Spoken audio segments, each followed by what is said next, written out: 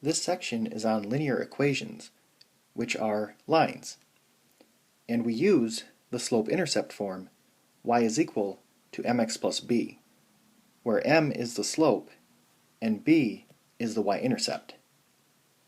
Now the slope measures the steepness of a line, and the y-intercept is where the graph crosses the y-axis. So if we have a positive slope, then the line rises as we go from left to right. If the slope is negative, the line falls as we go from left to right. If the slope is 0, it's a horizontal line, and if the slope is undefined, it's a vertical line.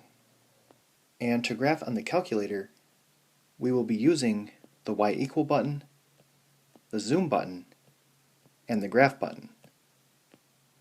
Number 1 says, graph the following linear equation, y is equal to negative 3x plus 7. So I want to go to the calculator and select y equal, and then type in my equation into y1. Now the x button is right here. Then I want to press zoom, and then select zoom standard. So this will give us the negative 10 to 10, negative 10 to 10 window. Then press enter, and this is our graph. So my graph crossed the y-axis at 7 and the x-axis between 2 and 3.